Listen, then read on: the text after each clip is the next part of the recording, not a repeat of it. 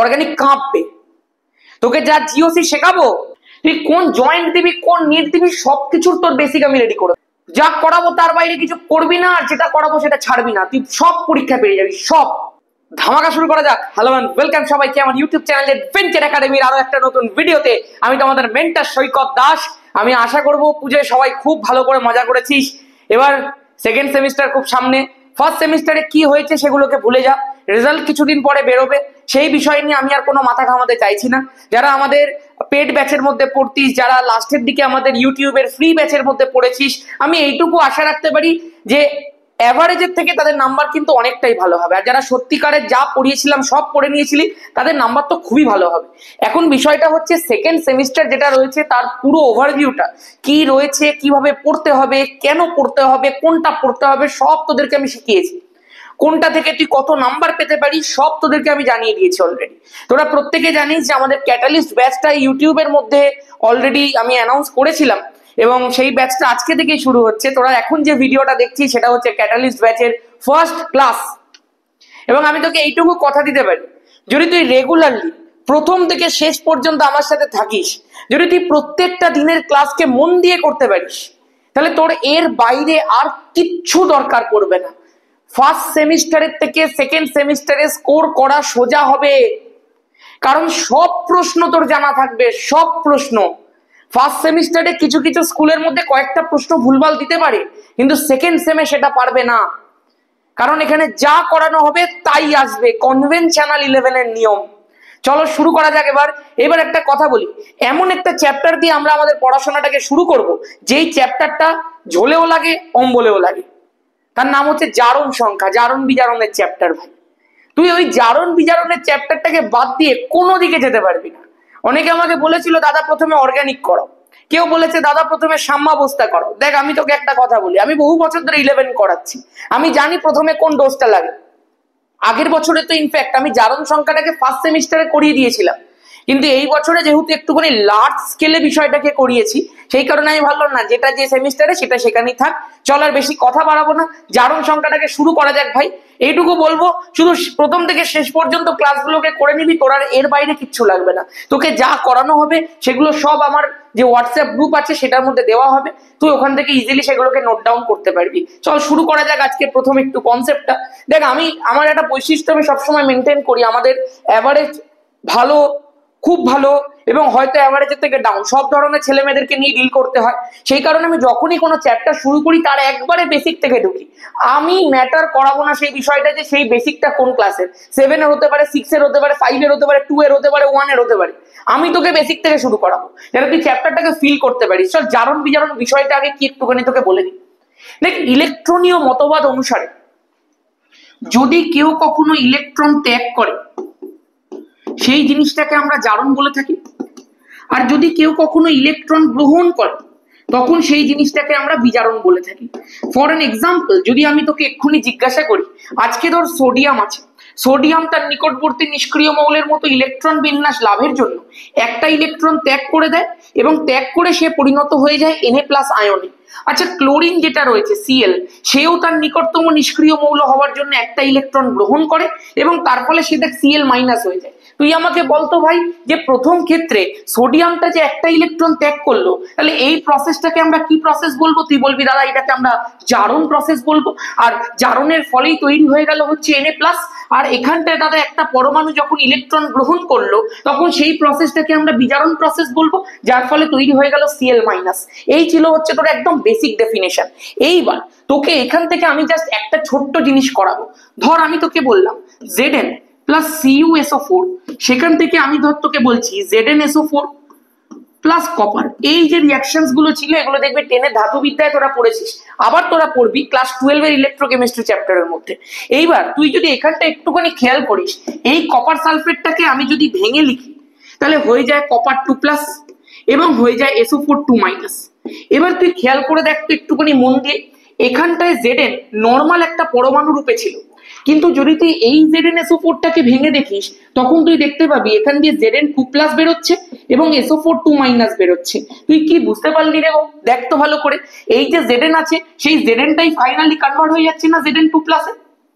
ছিল Zn, হয়ে গেল Zn2+, এবার যদি তুই এটাকে একটু তুল্যমূল্য বিবেচনা করে দেখিস, তুই দেখতে পাবি Zn থেকে Zn2+ হওয়ার জন্য দুটো ইলেকট্রন ছাড়তে হয়েছে। তার মানে এই যে Zn থেকে Zn2+ হওয়াটা, এটা একটা জারণ বিক্রিয়া। আবার যদি তুই দেখিস এই যে copper2+ রয়েছে, সেইটা দেখ ফাইনালি কিসে কনভার্ট হয়ে গেছে, কপারে কনভার্ট হয়ে গেছে। তাহলে আমি লিখতেই পারি copper2+ দুটো ইলেকট্রন গ্রহণ করে কপারে কনভার্ট হয়েছে। তার মানে এই ইলেকট্রন গ্রহণের প্রক্রিয়াটা একটা বিজারণ প্রক্রিয়া। তার মানে তুই বুঝতে পারলি জারণ আর বিজারণ প্রক্রিয়া কি করে রিঅ্যাকশনের মধ্যে চিনতে হয়। গেল। এইবার একটা ছোট্ট কনসেপ্ট তোকে শিখিয়ে দিয়ে প্রসিড করি। কি কনসেপ্ট? দেখ এখানে জিঙ্কের কি ঘটলো, জিঙ্কের নিজের জারণ ঘটলো। জিঙ্ক জারিত হলো ইলেকট্রন ত্যাগ করে। যে নিজে জারিত হয় সে অন্যকে বিজারিত করে, কারণ জিঙ্ক যে ইলেকট্রনটা ছেড়েছে সেটাই তো copper2+ গ্রহণ করেছে। তাহলে জিঙ্কই তো copper2+ কে বিজারিত করলো। তাহলে যার জারণ ঘটলো সে নিজে একজন কি বিজারক, আর যার বিজারণ ঘটলো copper2+ ইলেকট্রন গ্রহণ করলো, তার নিজের বিজারণ ঘটেছে, সেই জন্যই তো সে জিঙ্ককে জারিত করতে পেরেছে। ওই জন্য copper2+ এর বিজারণ ঘটেছে, তাই সে জারক। এই ছোট্ট ছোট্ট কনসেপ্ট গুলো কিন্তু তোর অবশ্যই জানা দরকার ছিল। হয়ে গেছে, তুই মোটামুটি এগুলো সবকিছু জেনে ফেলেছিস। এইবার চল একটুখানি শুরু করা যাক নেক্সট টপিক কি রয়েছে। মেন এবার যেটা তোকে শেখাবো সেটা হচ্ছে জারণ সংখ্যা। মোটামুটি তুই বেসিক শিখে গেছিস ভাই। এইবার তোকে বলি এই জারণ সংখ্যা মানেটা কি। দেখ ওই হাবজি গুবজি এককারি ডেফিনেশন বোর্ডের মধ্যে নিয়ে এসে আমি তোদেরকে পাগল করতে চাই না। আমি দেখবি আমার বোর্ড সবসময় ক্লিন রাখি ভাই। আমি যেটা বলি আমি সেটাই তোকে দেখাতে চাই। আমি তোকে এক্সট্রা করে কিছু বলবো না। দেখ তো ভাই, আজকে সোডিয়াম আছে, আজকে ক্লোরিন আছে। এরা কি? তুই বলবি দাদা এরা হচ্ছে পরমাণু। আচ্ছা এই পরমাণুগুলো কি চিরকালীন সিঙ্গেল থাকতে চায়? কেউই চায় না। তুইও 11-এ উঠেছিস, তোরও নতুন নতুন লেজ গজিয়েছিল, ফার্স্ট সেমে কিছুটা কেটেছে, এখনো কিছুটা রয়েছে, সেটাও আস্তে আস্তে বাড়বে, 12-এ গিয়ে পুরো কাটবে। আমি জানি তো বিষয়টা, আমারও গজিয়েছিল। এই যে সবারই গজে ভাই। এই যে সোডিয়াম আর এই যে ক্লোরিন আছে, তুই চিন্তা করে দেখতো এরা কখনোই আর সিঙ্গেল থাকতে চাইছে না। এরা কিন্তু ভাই আস্তে আস্তে NaCl-টা তৈরি করতে চাইছে, মিঙ্গেল হয়ে গেল দুজন। এবার তুই চিন্তা করে দেখ, এই যে পরমাণুগুলো যখন একটা যৌগ তৈরি করলো তখন এখানে দুটো কেস ঘটেছে। একজনের জারণ ঘটেছে, আরেকজনের বিজারণ ঘটেছে। তুই কি দেখতে পাচ্ছিস? অবশ্যই দেখতে পাবি, কারণ তুই একই প্রজাতিতে পড়িস। এইবার এই যে সোডিয়াম রয়েছে সেইটা যখন NaCl-এ কনভার্ট হয়েছে, তুই NaCl-টাকে ভাঙতো, ভাঙলে তুই কি দেখতে পাবি? Na+Cl-। তার মানে দাদা এই যে সোডিয়ামটা ছিল সেই সোডিয়ামটাই তো NaCl এর মধ্যে Na+। আর এই যে ক্লোরিনটা ছিল সেই ক্লোরিনটাই তো NaCl এর Cl-। তার মানে সোডিয়াম আর ক্লোরিন থেকে যখন NaCl যৌগটা তৈরি হচ্ছে তখন সোডিয়ামের জারণ ঘটছে, কারণ সোডিয়াম ইলেকট্রন ছাড়ছে, আর ক্লোরিনের বিজারণ ঘটছে কারণ ক্লোরিন ইলেকট্রন গ্রহণ করছে। এইটুকু নর্মাল লজিক। এখন এই জারণ আর বিজারণটাকে আমরা বোঝাবো কি করে? মনে রাখ, কোনো একটা যৌগের মধ্যে যে ইন্ডিভিজুয়াল পরমাণুগুলো রয়েছে তারা জারিত হয়ে যৌগ তৈরি করেছে না বিজারিত হয়ে যৌগ তৈরি করেছে, সেইটা বোঝানোর জন্য একটা সংখ্যা ব্যবহার করা হয়। সেই সংখ্যাটাকে জারণ সংখ্যা বলে। তোদেরকে দেখবি এমনি ডেফিনেশন শেখানো হয়, আমি এখনো ঢুকিনি চ্যাপ্টারে, আমি বলছি, এমনি ডেফিনেশন শেখানো হয় যে একটি যৌগের মধ্যে ইন্ডিভিজুয়াল পরমাণুগুলোর জারণ অবস্থা বোঝানোর জন্য যে সংখ্যার ব্যবহার করা হয় তাকে জারণ সংখ্যা বলে। জানিস তো, তোকে একটা ছোট্ট কথা আমি একটু টিপ দিয়ে রাখি যাতে তোর একটু সুবিধা হয়। প্রথম কথা সেটা হচ্ছে জারণ সংখ্যাকে কোনো একটা যৌগের মৌলগুলোর মাথার উপরে লেখা হয়। চার্জ যেমনি পাশে লেখে, জারণ সংখ্যা লেখে মাথার উপর। এইবার যে কোনো আয়নীয় যৌগের ক্ষেত্রে, যেমন NaCl তো একটা আয়নীয় যৌগ, একটা তড়িৎযোজী যৌগ, NaCl এর মতো আয়নীয় যৌগের ক্ষেত্রে বা তড়িৎযোজী যৌগের ক্ষেত্রে যেটা কোনো একটা পরমাণুর বা আয়নের চার্জ হয় সেই চার্জটাই তার জারণ সংখ্যা হয়। এটা সবসময় খেয়াল রাখবি। বাকি অন্যান্য বিষয় আমি তোকে সব শেখাবো আস্তে আস্তে, কিন্তু এই ছোট ছোট টিপ গুলোকে খেয়াল রাখতে হবে। তাহলে এইবার দাদা আমাকে একটা কথা বলো, তুমি বললে চার্জটাই জারণ সংখ্যা হয়, তার মানে সোডিয়ামের তো চার্জ এখানে +1 আর ক্লোরিনের চার্জ তো -1, তার মানে সোডিয়ামের জারণ সংখ্যাটা +1 আর ক্লোরিনের জারণ সংখ্যাটা -1। একদম এই ওয়ানটাকে লিখতেই হবে, অবশ্যই লিখতে হবে। তুই চার্জে সেটা না লিখলেও চলতো, কিন্তু জারণ সংখ্যাতে লিখতেই হবে। দাদা সোডিয়ামের চার্জটা পজিটিভ হচ্ছে কেন? কারণ সোডিয়াম জারিত হয়েছে, তার মানে জারণ বোঝানোর জন্য পজিটিভ জারণ সংখ্যা ব্যবহার করতে হয়। আমি বললাম একদম। আর দাদা ক্লোরিনটা তো বিজারিত হয়ে NaCl তৈরি হয়েছে, তার মানে বিজারণ বোঝানোর জন্য মাইনাস জারণ সংখ্যা ব্যবহার করতে হয়। একদম। আচ্ছা তাহলে তুই যদি এটাই বুঝে থাকিস, তাহলে তুই আমাকে একটুখানি বলতো, ধর আমি বললাম ক্যালসিয়াম অক্সাইড, তুই আমায় বলতো এই ক্যালসিয়াম অক্সাইডে ক্যালসিয়ামের জারণ সংখ্যা কত? তুই বলবি দাদা এইটাকে যদি আমি একটুখানি ভেঙে লিখি, তাহলে এখান থেকে আমি পাবো ক্যালসিয়াম 2+ আর অক্সিজেনের পাবো আমি O2-, তার মানে ক্যালসিয়ামের জারণ সংখ্যা দাদা +2 আর অক্সিজেনের জারণ সংখ্যা -2, কারণ আয়নীয় যৌগের চার্জই তার জারণ সংখ্যা হয়। গল্প শেষ। তুই ভাবছিস কি তুই এইভাবে মনে রাখবি? একদম না, তোকে আমি থিওরি শেখাচ্ছি ভাই। খেলা তো আমি শুরু করব মিনিট 15 বাদে, তুই দেখ না, তুই চুটকি মেরে জারণ সংখ্যা বার করবি, চুটকি মেরে তোকে এমন টেকনিক শিখিয়ে দেবো। আচ্ছা তুই আমাকে একটু বলতো, ধর আমি তোকে বললাম FeCl2, এই FeCl2 মধ্যে আয়রনের আর ক্লোরিনের জারণ সংখ্যা কত? তুই বলবি দাদা এইটাকে একটুখানি ভেঙে লেখো, তাহলে হয়ে গেল না Fe2+ আর হয়ে গেল না দাদা 2Cl-। আচ্ছা Feটা তো বোঝাই যাচ্ছে, Feর মাথার উপরে 2+ আছে, মানে আয়রন থেকে যখন FeCl2টা তৈরি হয়েছে তখন আয়রনটা জারিত হয়েছে, এবং ওই জন্যই ওর জারণ সংখ্যাটা +2 বসিয়ে দিচ্ছি আমি। +2 বদলে কি শুধু 2 বসানো যাবে দাদা? একদম নয়, জারণ সংখ্যার আগে তোকে সাইন বসাতেই হবে, না বসালে কেটে দেবে। এবার এখানটা দাদা আমি কি করবো, এখানে তো 2Cl- আছে, আমি বলছি ভাই তোর 2টাকে নিয়ে কি কোনো গল্প আছে? তোর তো শুধুমাত্র ক্লোরিনকে নিয়ে দরকার, তোর তো দুটো ক্লোরিনকে দরকার নেই, তোর একটাই ক্লোরিনকে দরকার, তো দুটো থাক না এখানে। বলে একটা ক্লোরিনের মাথায় কি চার্জ? মাইনাস, তার মানে ক্লোরিনটা বিজারিত হয়েছে এবং সেই জন্যই তার জারণ সংখ্যা -1। গল্প শেষ, গল্প শেষ, কমপ্লিট। তাহলে আমি এইটুকু বুঝতে পারলাম যে তুই জারণ সংখ্যার একটা বেসিক বিষয় বুঝতে পেরেছিস। এইবার আমি তোকে কতগুলো ছোট্ট ছোট্ট জিনিস বলবো, আয়নিক কম্পাউন্ডস এর মধ্যে তুই জারণ সংখ্যাগুলোকে বার করে নিতে পারলি। এইবার তোকে যেটা শেখাবো সেটা হচ্ছে মেন কোভ্যালেন্ট কম্পাউন্ডস এর মধ্যে জারণ সংখ্যা কি করে বার করে। রেকর্ডিংটা হচ্ছে কিনা আমি জাস্ট একবার চেক করবো একটু ছোট্ট করে, একদম পারফেক্ট রেকর্ডিং হচ্ছে। তাহলে এবার একটুখানি তোকে বলে দিই কোভ্যালেন্ট কম্পাউন্ডস এর জারণ সংখ্যাটা কি করে বুঝতে হয়। দেখ খেয়াল কর, তুই ইলেকট্রোনেগেটিভিটি মানে জানিস তো, তড়িৎ ঋণাত্মকতা। অক্সিজেন আর হাইড্রোজেনের মধ্যে কে বেশি তড়িৎ ঋণাত্মক রে? তুই বলবি দাদা এটা আবার কোনো প্রশ্ন না, তো 10 লেভেল আমরা কাঁপিয়ে এসেছি। অক্সিজেন গ্রুপ নাম্বার 16, একদম ডান দিকে, ডান দিক বরাবর যত যেতে থাকবো তড়িৎ ঋণাত্মকতা বাড়তে থাকে, তাহলে অক্সিজেন বেশি তড়িৎ ঋণাত্মক। খুব ভালো কথা। এবার একটু জলটাকে আঁকতো না, এই তো অক্সিজেন, এর সঙ্গে এই একটা হাইড্রোজেন, এই একটা হাইড্রোজেন। আমি তোকে জাস্ট একটাই কথা বলবো ভাই, ছোট্ট করে শুনবি। হ্যাঁ, তুই একটা একটা করে বন্ডের জন্য চিন্তা করে দেখ। এই একটা বন্ডের জন্য অক্সিজেন আর হাইড্রোজেনের মধ্যে এই বন্ডটা রয়েছে, তুই বল এই অক্সিজেন আর হাইড্রোজেনের মধ্যে কে বেশি তড়িৎ ঋণাত্মক? তুই বলবি দাদা অক্সিজেন বেশি তড়িৎ ঋণাত্মক।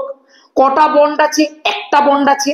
যে বেশি তড়িৎ ঋণাত্মক তার মাথায় বসাবি -1, যে কম তড়িৎ ঋণাত্মক বা তড়িৎ ধনাত্মক তার মাথায় বসাবি +1। গল্প শেষ, গল্প শেষ। দাদা এই সেকেন্ড বন্ডটার জন্য এই যে বন্ডটা রয়েছে এটাও একটা বন্ড, এই একটা বন্ডের জন্য এই একটা বন্ডের মাধ্যমে কজন যুক্ত আছে? অক্সিজেন আর হাইড্রোজেন। কে বেশি তড়িৎ ঋণাত্মক? অক্সিজেন বেশি ঋণাত্মক, তাহলে অক্সিজেনের মাথায় -1, হাইড্রোজেনের মাথায় +1। গল্প শেষ। তুই বলবি মাথায় না বসিয়ে তুমি তো নিচে বসিয়ে দিয়েছো, আরে মাথায় বসিয়ে দে, এই হয়ে গেল। আচ্ছা অক্সিজেনের মাথায় -1 আর -1 টোটাল কত বসবে? তাহলে -2 বসে গেল। তাহলে এখান থেকে আমি তোকে কি বলতে পারলাম যে এই পুরো যৌগটার মধ্যে অক্সিজেনের জারণ সংখ্যাটা হয়ে গেল -2 আর প্রত্যেকটা হাইড্রোজেনের জারণ সংখ্যা হয়ে গেল +1। গল্প শেষ। কত সহজ না? আজকে তুই কার্বন ডাই অক্সাইড দেখ, কার্বনের সাথে অক্সিজেনের ডাবল বন্ড। তুই আমাকে একটা কথা বল ভাই, যখন একটা বন্ডের জন্য করছিলাম তখন এর মাথায় +1 এর মাথায় -1, একটা বন্ডের জন্য করলাম, এর মাথায় +1 এর মাথায় -1, টোটাল দুটো -1 মিলিয়ে -2 হয়ে গেল। এখানে চিন্তা করে দেখ, কার্বন আর অক্সিজেন রয়েছে, বলতো কার্বন আর অক্সিজেনের মধ্যে কে বেশি তড়িৎ ঋণাত্মক? তুই বলবি দাদা at any day any time oxygen বেশি তড়িৎ ঋণাত্মক হয়। তাহলে যদি দুটো বন্ড থাকে তাহলে একের পরিবর্তে এবার 2 করে বসবে। বল তাহলে কার্বন আর অক্সিজেন এইটুকু জায়গার মধ্যে কার্বন বেশি তড়িৎ ধনাত্মক, অক্সিজেন বেশি তড়িৎ ঋণাত্মক, তাহলে এর মাথার উপরে বসবে -2, এর মাথার উপরে বসবে +2, গল্প শেষ। তাহলে অক্সিজেনের জারণ সংখ্যা -2 বেরিয়ে গেল, কার্বনের জারণ সংখ্যা +2 বেরিয়ে গেল ফর দিস বন্ড। আরো ভালো করে বললে ফর দিস বন্ডস। আর এইটার জন্য কি হবে? এইটার জন্য অক্সিজেনের সাথে কার্বনের দুটো বন্ড, অক্সিজেন তড়িৎ ঋণাত্মক বলে অক্সিজেনের মাথায় -2, কার্বনের মাথায় আরো +2। তাহলে দাদা +2 না লিখে আমি একবারে +4ও তো লিখে দিতে পারি। বললাম একদম। তাহলে এই কার্বন ডাই অক্সাইডটায় কার্বনের জারণ সংখ্যা +4 বেরিয়ে গেল, প্রত্যেকটা অক্সিজেনের জারণ সংখ্যা -2 করে বেরিয়ে গেল। খেলা শেষ তোরে, এবার পারবি তোরে? হবে তো এবার? চলো আর কি আছে। তাহলে এই যে তোকে পুরো প্রসেসটা আমি শেখালাম, সেখানে তোকে আয়নিক কম্পাউন্ডসদের ক্ষেত্রে কি করে জারণ সংখ্যাটা লিখতে হয় সেটা শেখালাম, কোভালেন্ট কম্পাউন্ডসদের ক্ষেত্রে কিভাবে লিখতে হয় সেটা শেখালাম। দাদা একটা প্রশ্ন করো, তার মানে হচ্ছে এই জলটা তৈরি করার জন্য এই যে অক্সিজেন আর হাইড্রোজেন মিলে যে জল তৈরি করেছে, অক্সিজেনটা বিজারিত হয়েছে আর হাইড্রোজেন গুলো জারিত হয়েছে, রাইট? আমি বললাম একদম একদম। দাদা আমাকে একটা সত্যি কথা বলবে, তুমি এখানে অক্সিজেনের মাথার উপরে মাইনাস বসালে সব লজিক আমি বুঝলাম, যে একটা বন্ড থাকলে যদি যে বেশি তড়িৎ ঋণাত্মক তার মাথায় মাইনাস বসবে, অন্যজনের মাথায় প্লাস বসবে, একটাই বন্ড বলে +1 -1 সব বুঝলাম। এই প্লাস মাইনাসের পেছনে কি আরো একটু কিছু গল্প আমাকে বলতে পারবে? আমি বলছি তোকে আমি অলরেডি গল্পটা বলে দিয়েছি। কি গল্প বলেছি বল? গল্পটা হচ্ছে ইলেকট্রন গ্রহণ মানেই বিজারণ, আর বিজারণ মানেই নেগেটিভ জারণ সংখ্যা। বলেছিলাম তো? বল বলেছিলাম? হ্যাঁ, বিজারণ হলো মানেই নেগেটিভ জারণ সংখ্যা দিয়ে সেটাকে বোঝাতে হবে, কারণ সংখ্যাটা তো জারণ সংখ্যা। তুই বোঝাচ্ছিস বিজারণ, তুমি নেগেটিভ বসাতে হবে। এবার বলতো অক্সিজেন আর হাইড্রোজেনের মধ্যে কে বেশি তড়িৎ ঋণাত্মক ছিল? অক্সিজেন বেশি তড়িৎ ঋণাত্মক ছিল। তড়িৎ ঋণাত্মক মানে কি রে? মানে ইলেকট্রন ডেন্সিটিটা অক্সিজেন নিজের দিকে টেনে নেবে। অক্সিজেন যদি ইলেকট্রন নিজের দিকে টেনে নেয়, কেউ যদি ইলেকট্রনকে গ্রহণ করে নেয়, তাহলে তার কি ঘটছে? বিজারণ। আর বিজারণ ঘটছে বলেই তো তার নেগেটিভ জারণ সংখ্যাটা বোঝানো হচ্ছে রে। এই জন্যই তো যে বেশি তড়িৎ ঋণাত্মক মানে যে ইলেকট্রনকে টানে, তার মানে যে বিজারিত হতে চায়, তার মাথায় আমি তোকে নেগেটিভ বসাতে বলেছি কোভ্যালেন্ট কম্পাউন্ডে। ঠিক যেমনটা তুই আয়নিকে বসাচ্ছিলি, এখানেও তো সেম কেস।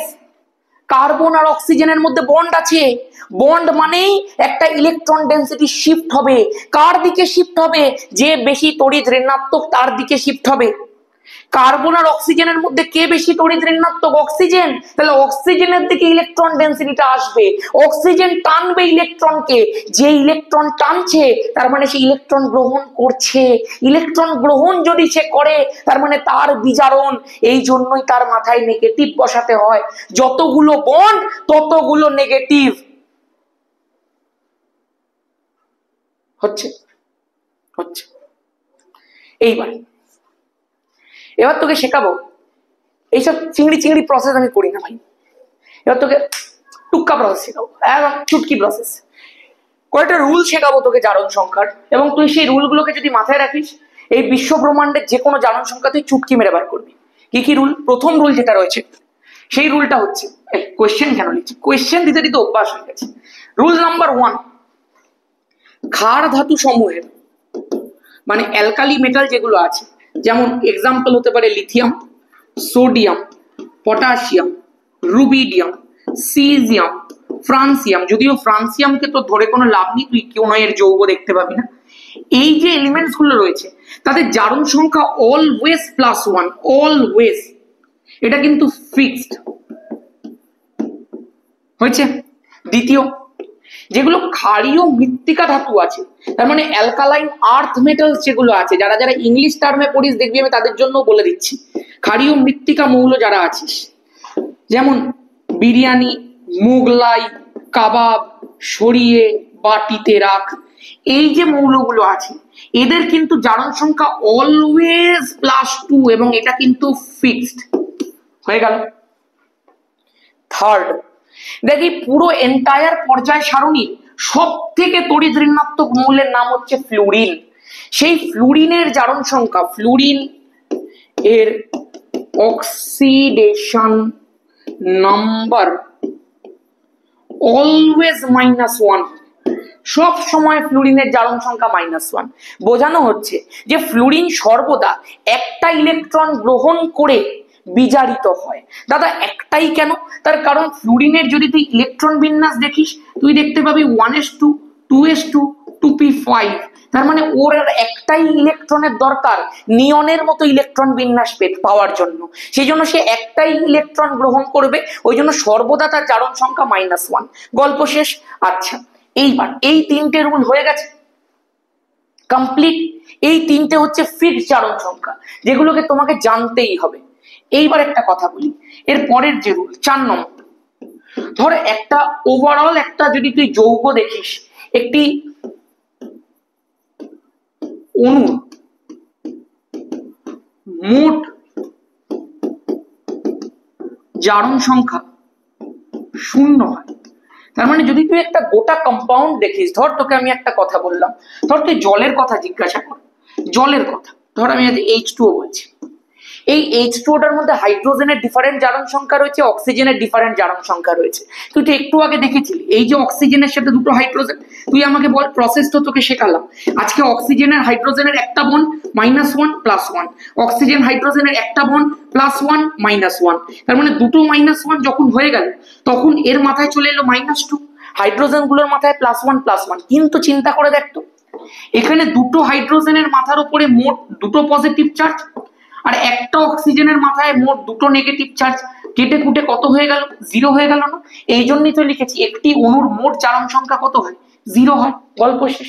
ঠিক একই রকম ভাবে আয়নীয় যৌগেরও কিন্তু মোট জারণ সংখ্যাটা 0 হয়। যেমন এক্সাম্পল হিসাবে তোকে যদি বলি NaCl এর কথা, আজকে NaCl এ N এর হচ্ছে +1, Cl এর -1, তাহলে টোটাল জারণ সংখ্যাটা কত বল? 0। সেই জন্যই আয়নীয় যৌগ হোক কি সমযোজী যৌগ হোক, কোনো একটা যৌগের মোট জারণ সংখ্যা কিন্তু সর্বদা 0ই হয়। ঠিক আছে, গল্প শেষ হয়ে গেল এটাও। এইবার নেক্সট কি দেখবো আমরা, একটুখানি পরেরটা দেখি। 5 নম্বর, ধর কোন একটা মূলকের কথা যদি আমি বলি, মূলককে ইংরেজিতে কিন্তু র্যাডিক্যাল বলা হয়। মূলকের ক্ষেত্রে ধর আমি তোকে একটা এক্সাম্পল দিই, সাপোজ Cr2O7 2-, সাপোজ আমি তোকে ধর বললাম Cn-, এই যে মূলকগুলো রয়েছে এগুলোর যেটা চার্জ হবে সেটাই তার জারণ সংখ্যা রূপে ক্যালকুলেট তুই করবি। ধর তুই কোনো জায়গার মধ্যে তোকে দেওয়া রয়েছে FeCN5, এখানে তোকে ধর Cn এর জারণ সংখ্যা তোকে জানতে চেয়েছে, বা তোকে ধর ক্যালকুলেশনের সময় Cn এর জারণ সংখ্যাটা বসাতে হবে, তুই কি বসাবি বলতো? -1 বসাবি, কারণ Cn এর মাথার উপরে থাকে -1 চার্জ। গল্প শেষ। ঠিক আছে। আচ্ছা, আরো একটা ছোট্ট জিনিস তোকে আমি বলবো, একটি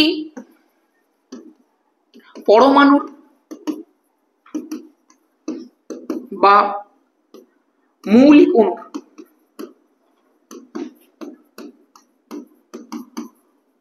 মোট জারণ সংখ্যা 0। তুই বলবি দাদা কিভাবে এটা? ধর আমি তোকে বললাম শুধুমাত্র সোডিয়াম আছে, শুধুমাত্র লিথিয়াম আছে, শুধুমাত্র হাইড্রোজেন আছে, শুধুমাত্র অক্সিজেন আছে, কোনো বন্ডে নেই, জাস্ট আলাদা আলাদা আলাদা আলাদা করে সিঙ্গেল সিঙ্গেল আছে। তার মানে এই প্রত্যেকটা ক্ষেত্রে এখানে সোডিয়ামের জারণ সংখ্যা 0, লিথিয়ামের 0, হাইড্রোজেনের 0, অক্সিজেনের 0। খেয়াল রাখ, জারণ সংখ্যা পজিটিভও হতে পারে, জারণ সংখ্যা নেগেটিভও হতে পারে, জারণ সংখ্যা ভগ্নাংশ মানে ফ্র্যাকশন হতে পারে, আবার জারণ সংখ্যা 0 হতে পারে। সেই কারণে তুই বিভিন্ন টাইপের জারণ সংখ্যা পাবি। তুই আমাকে জিজ্ঞাসা করতে পারিস, দাদা পজিটিভ নেগেটিভ জিরো আমি হজম করে নিতে পারলাম, এই ফ্র্যাকশনটা কি করে আসবে? আমি তোকে সব শেখাবো, তুই একটুখানি জাস্ট মন দিয়ে শোন, তাহলে এটাও তোর ক্লিয়ার আশা করবো। ঠিক আছে, এইবার আমি তোকে জাস্ট দুটো জারণ সংখ্যা বলবো যেগুলোতে আমি আবার ফিরবো, মানে এগুলো ফিক্স নয়, এগুলোর কিছু এক্সেপশনাল কেস আছে যেগুলো চেঞ্জ হতে পারে, সেই এক্সেপশনাল কেসগুলো তোকে আমি করিয়ে দেবো। মাথায় রাখবি, যেটা করিয়ে দেবো শুধুমাত্র সেটাই করবি, এর বাইরে তোর আর কিচ্ছু করার দরকার নেই। কিন্তু যেগুলো করিয়ে দেবো তার মধ্যে কিছু তোকে ছাড়া যাবে না ভাই, যা করাবো তার বাইরে কিছু করবি না, আর যেটা করাবো সেটা ছাড়বি না। তুই সব পরীক্ষা পেরে যাবি, সব গ্যারেন্টি আমার, সব পেরে যাবি। তুই কোন জয়েন্ট দিবি, কোন নিট দিবি, সবকিছুর তোর বেসিক আমি রেডি করে দেবো, তুই কোনো চিন্তা করবি না। চল, সেই দুটো মৌল কে কে? একজন হচ্ছে অক্সিজেন, আরেকজন হচ্ছে হাইড্রোজেন। এই যে অক্সিজেন আর হাইড্রোজেন দেখতে খুব সাধারণ লাগে কিন্তু অত্যন্ত বিপজ্জনক। অক্সিজেনের জারণ সংখ্যা 95% কেসে -2 হয়, হাইড্রোজেনের জারণ সংখ্যা 99% কেসে +1 হয়। এই দুটো আপাতত তুই জেনে রাখ, যখন এরপর আমি তোকে এক্সেপশনাল কেসগুলো করাবো তখন তোকে আমি সমস্ত কিছু শিখিয়ে দিচ্ছি যে এক্সেপশন কোথায় হয়, কিভাবে হয়। ঠিক আছে, চলো তাহলে প্রত্যেকটা কেস আশা করবো ক্লিয়ার, প্রত্যেকটা ফিক্সড জারণ সংখ্যা ক্লিয়ার হয়ে গেছে তোর, প্রত্যেকটা কেস তোর কাছে ক্লিয়ার, একদম পারফেক্ট। এবার তুই ডিরেক্ট চলে যাবি অপারেশনের মধ্যে। প্রথমেই যে প্রশ্নটা দেখ দেওয়া রয়েছে, H2SO4 অণুতে সালফারের জারণ সংখ্যা কত হবে? দেখ কি করে বার করতে হয়। H2SO4 লিখলাম, কার জারণ সংখ্যা বার করতে দিয়েছে? সালফারের। সালফারের মাথার উপর একটা স্টার দিলাম। বল ওভারঅল অণুটার জারণ সংখ্যা কত? 0। ঠিকই দিয়েছি সবাইকে। এইবার কি করে বার করতে হয় দেখো ইন্ডিভিজুয়াল পরমাণুগুলোর। বল হাইড্রোজেনের জারণ সংখ্যা কত? এক্ষুনি দেখালাম +1, তাহলে হাইড্রোজেনের জন্য আমি লিখলাম +1। হাইড্রোজেন কতগুলো আছে? দুটো, তাহলে লিখবো ইন্টু 2 হলো প্লাস, একটা থেকে আরেকটায় যাওয়ার সময় প্লাস। সালফারের বার করব, ওই জন্য সালফারের আমি x ধরলাম। সালফার কতগুলো আছে? একটা, তাহলে আমি লিখলাম ইন্টু 1। তুই না লিখলেও পারতিস, প্রথমবার দেখাচ্ছি বলে দেখিয়ে দিচ্ছি। মধ্যিখান থেকে আবার যখন অক্সিজেনের মধ্যে গেলাম আবার একটা প্লাস। অক্সিজেনের জারণ সংখ্যা কত? -2। -2 কতগুলো রয়েছে? 4খানা রয়েছে, তাহলে ইন্টু করলাম 4, গল্প শেষ। পুরো অণুটার জারণ সংখ্যা কত? 0। যে এতক্ষণ ধরে সবকিছু শুনছিল সে হচ্ছে হিরো।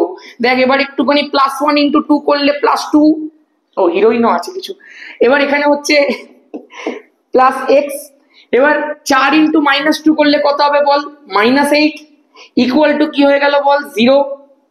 এবার আমাকে একটা কথা বল, -2 এই -8 +2 মানে -6, কি শেখাচ্ছি এসব তোদেরকে, ইকুয়াল টু কি হয়ে গেল বল? +6, গল্প শেষ। তার মানে এই যে H2SO4 এর মধ্যে সালফারের যে জারণ সংখ্যাটা বেরিয়ে গেল সেটা অবভিয়াসলি +6 হয়ে গেল, তুই বুঝতে পারছিস। আমি আশা করব কিভাবে জারণ সংখ্যাটা বার করতে হয় এবং তার পেছনের পুরো রহস্যটা কি সেটা তোর কাছে এখন পরিষ্কার।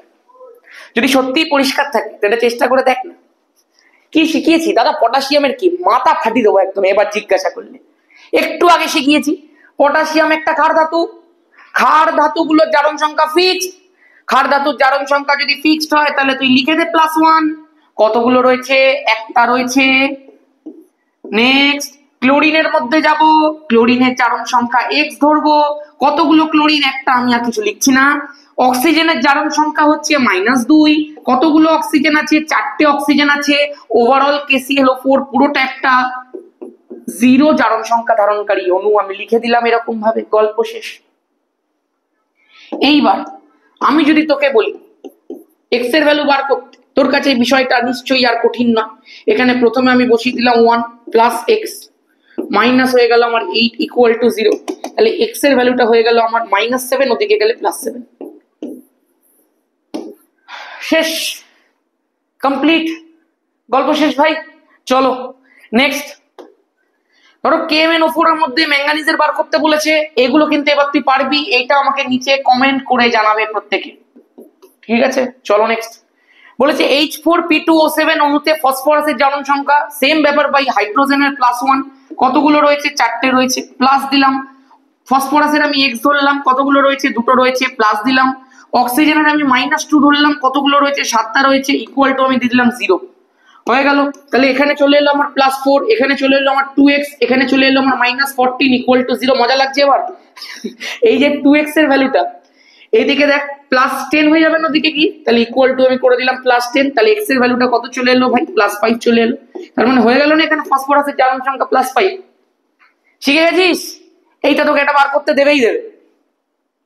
চল নেক্সট, এইটা একটা কিন্তু বড় ব্যাপার, এইটা পরীক্ষাতে অনেক সময় দেয়, FeCO হোল 5। কি ব্যাপার শোন, তুই এক্ষুনি কি করতে যাবি, আয়রনের জারণ সংখ্যা বার করবি, তো আয়রনের মাথার উপর তুই বসিয়ে দিলি স্টার, তুই বলবি দাদা আয়রনের জন্য আমি x বসালাম, এবার আমি পরেরটা যাওয়ার জন্য প্লাস দিলাম, কিন্তু এবার কি করব, সিওর কত কার্বন আর অক্সিজেন ইন্ডিভিজুয়ালি বার করব, একদম নয়। এই সিওটা তো একটা অণু রে, সিওটা তো অণু, একটা কার্বন মনোঅক্সাইড অণু সিও, সেই পুরোটার জারণ সংখ্যা 0। এবার তার সঙ্গে 5 আছে, তো ইন্টু 5 তুই যতই করে নে, আর ওভারঅলটার জারণ সংখ্যা কত, 0। তাহলে এক্স এর ভ্যালু কত হয়ে গেল, 0। তাহলে এখানে আয়রনের জারণ সংখ্যা কত, 0। গল্প শেষ। অনেক সময় একটা প্রশ্ন দেয়, একটা যৌগ মধ্যস্থ মৌলের জারণ সংখ্যা 0, এক্সাম্পল দাও। এইবার নেক্সট, K4FeCN6 অণুতে আয়রনের জারণ সংখ্যা কত, খেয়াল করবে প্রত্যেকে খুব ভালো করে। আমি যদি তোকে জিজ্ঞাসা করি এই পুরো জটিল যৌগটার মধ্যে তুই প্রথমেই বাইরে কাকে দেখতে পাচ্ছিস, পটাশিয়াম। এই ধরনের যৌগগুলোকে জটিল যৌগ বলা হয়। এই জটিল যৌগগুলো কিন্তু তুই ক্লাস 12 এর 4th সেমিস্টারে গিয়ে পড়তে পারবি। দেখ প্রথমেই বলি পটাশিয়ামের কত, +1। কতগুলো পটাশিয়াম আছে, 4টে হয়েছে, আমি দিলাম প্লাস। এখানটা আমি কি দেবো, আয়রনের আমাকে বার করতে হবে, তাহলে আয়রন কতগুলো রয়েছে আমার, একটাই রয়েছে, তাহলে x × 1 প্লাস সায়ানাইড আছে আমার, সায়ানাইড আমি তোদেরকে শিখিয়েছিলাম -1, তাহলে -1 কতগুলো রয়েছে বল, 6টা রয়েছে, তাহলে × 6, গল্প শেষ। এই যে পুরোটা রয়েছে সেই পুরোটা ইকুয়াল টু 0, শেষ হয়ে গেল। কোনো কিছু নেই ভাই, পটাশিয়াম 4টে, ওই জন্য +1 × 4। পটাশিয়াম থেকে আয়রনে যাচ্ছি, প্লাস দিলাম, এখানে কি আছে ভাই, আয়রন আছে, তাহলে x × 1। আয়রন থেকে সায়ানাইডে যাচ্ছি, প্লাস দিলাম, সায়ানাইডের -1 কতগুলো রয়েছে, 6টা। জাস্ট পরপর যা আছে করতে থাকবে, একটা থেকে আরেকটা যাওয়ার সময় মধ্যখানে প্লাস দিতে থাকবে, nothing more than that, nothing beyond that. তুই এই ব্র্যাকেটটা না দিলে হতো, আমি তোকে একটুখানি জাস্ট জটিল যৌগের ফিলটা দেওয়ার জন্য করলাম, আর কিচ্ছু না। হয়েছে? এবার খেয়াল করে দেখো, +4 + x -6 = 0, তাহলে x এর ভ্যালুটা কত হয়ে গেল বল, এখানে দেখ -2 হতো, ওদিকে গেলে +2 হয়ে গেল, শেষ। সহজ, একবারে সহজ। নেক্সট বলেছে CH2COF6। আচ্ছা, এই পুরো যৌগটার মধ্যে সিওর জারণ সংখ্যা, এটা কিন্তু সিও মানে ওই কার্বনিল নয় ভাই, এটা কিন্তু কোবাল্ট। এই কোবাল্টের মধ্যে তোকে যদি আমি একটু বলি, কোবাল্টের মাথার উপর একটা স্টার দে, বল সিজিয়ামের কত, কান্নাকাটি করবি না, সিজিয়াম কিন্তু একটা ক্ষার ধাতু, ক্ষার ধাতু মানে তার +1 কতগুলো রয়েছে বল, 2টো রয়েছে, প্লাস কোবাল্টের কত বল, x, প্লাস আয়রনের কত বল, এই আয়রন বলছি সরি, ফ্লুরিনের কত বল, -1, ফ্লুরিন কতগুলো রয়েছে বল, 6খানা রয়েছে, গল্প শেষ। ইকুয়াল টু কি হয়ে যাবে বল, 0 হয়ে যাবে, তাহলে +2 + x -6 = 0, তাহলে x এর ভ্যালুটা কত আসছে বল, -4, দিকে গেলে +4, গল্প শেষ। ঠিক আছে, আর তো কিছু না। চল এইবার এটা একটা আছে, এটা কি তুই বলবি, চল নিচে কমেন্ট করে জানাবি পুরোটা। ঠিক আছে, তুই বলবি দাদা এ তো মারাত্মক জিনিস তুমি দিয়ে দিলে, ক্রোমিয়াম আমি কি করে বার করবো, আরে চল করে দিচ্ছি আমি, চল। খুব সহজ জিনিস ভাই, জারণ সংখ্যা অত্যন্ত সহজ। দেখ ক্যালসিয়াম আছে, ক্ষারীয় মৃত্তিকা মৌল, +2 × 5, প্লাস অক্সিজেনের কত বল, -2, প্লাস হাইড্রোজেনের কত বল, +1, প্লাস খেয়াল করবে এই পুরোটার বাইরে একটা 3 আছে, মানে ক্রোমিয়াম 3টে, অক্সিজেন 3 × 4 = 12টা, এই যে দেখতে পাচ্ছিস তো 4 আছে আর এখানে 3 আছে, তাহলে অক্সিজেন মোট 12টা হয়ে গেল। আগে আমাকে একটা কথা বল, ক্রোমিয়াম কতগুলো, ক্রোমিয়াম 3টে, ক্রোমিয়ামের বার করতে হবে, তাহলে x কতগুলো রয়েছে, 3খানা রয়েছে, গল্প শেষ। প্লাস অক্সিজেন টোটাল কতগুলো রয়েছে, 4 × 3 = 12খানা, অক্সিজেনের কত, -2, কতগুলো, 12টা, এই পুরোটা ইকুয়াল টু কত, 0। এগুলোই দেবে তোকে পরীক্ষা, আর সহজ তুই বুঝতেও পারছিস। ক্যালসিয়াম বসালাম +2 × 5, অক্সিজেন বসালাম -2, হাইড্রোজেন বসালাম +1, ক্রোমিয়াম বার করতে দিয়েছে সেই জন্য 3টে ক্রোমিয়াম আছে বলে x × 3, অক্সিজেন 3 × 4 = 12টা, তাহলে অক্সিজেন -2, 12খানা দিয়ে দিলাম, গল্প শেষ। তাহলে এখানে হয়ে গেল +10, এখানে হয়ে গেল -2, এখানে হয়ে গেল +1, এখানে হয়ে গেল 3x, এখানে হয়ে গেল -24 = হয়ে গেল 0। এবার +8 +9 -24, তাহলে 3x। 24 থেকে 9 বাদ দে, কত হয়ে গেল? 14 হতো, আর তোর হচ্ছে 15 হয়ে গেল, তাহলে 3x = 15 হয়ে গেল। তাহলে x এর ভ্যালু চলে এলো হচ্ছে 5 +5। গল্প শেষ। শেষ হয়ে গেল ভাই, কমপ্লিট। চলো, -26 +10 করলে -16, -16 আর +1 -15, দিকে গেলে +15, 5। ঠিক আছে, তাহলে আমি আশা করতে পারি প্রত্যেকটা ক্ষেত্রে কি করে জারণ সংখ্যাটাকে বার করতে হয় তোর একবারে ক্লিয়ার আছে, এবং তুই এইবারে জারণ সংখ্যা বার করার প্রো হয়ে গেছিস। এইবার শুরু হয়ে গেল কিছু এক্সেপশনাল বিষয়গুলো তোকে শেখানোর পালা। দেখ, প্রথমেই বলি তোকে, আমি বলেছি অক্সিজেনের জারণ সংখ্যা 95% কেসে -2ই হয়, কিন্তু কিছু কিছু কেস এমন আছে যেখানে অক্সিজেনের জারণ সংখ্যায় কিছু বদল দেখতে পাওয়া যায়। প্রথম কেসটা হচ্ছে পারক্সাইড যৌগের ক্ষেত্রে। এরকম ভাবে হেডিং করো প্রত্যেকে, যারা ইংলিশে পড়ো পারক্সাইডকে পারক্সাইডই লেখা হয়। পারক্সাইড যৌগের ক্ষেত্রে, পারক্সাইড যৌগটা কেমনি? ধর আমি তোকে বললাম H2O2, এগুলোকে পারক্সাইড বলে, Na2O2, H2O2। তুই এখানে কার জারণ সংখ্যা বার করছিস? অক্সিজেনের বার করছিস। হাইড্রোজেনের কত? +1। তাহলে এবার আমি কি করব? হাইড্রোজেনের +1 কতগুলো রয়েছে? দুটো রয়েছে, তাহলে করে দিলাম × 2। মধ্যখানে আমি বসালাম প্লাস। অক্সিজেনের জারণ সংখ্যা আমি বার করছি, ওই জন্য x বসালাম। কতগুলো অক্সিজেন আছে? দুটো অক্সিজেন আছে, ওই জন্য × 2 বসালাম। পুরোটা = 0 বসিয়ে দিলাম। বল +2 + 2x = 0 বসিয়ে দিলাম। যদি আমি এখান থেকে তোকে বলি 2x = -2 হবে, তাহলে x এর ভ্যালুটা হয়ে যাবে -1। Basic mathematics. অক্সিজেনের জারণ সংখ্যা কত ছিল? -2। পারক্সাইড যৌগে কত বেরিয়ে গেল? -1। ঠিক আছে, নেক্সট।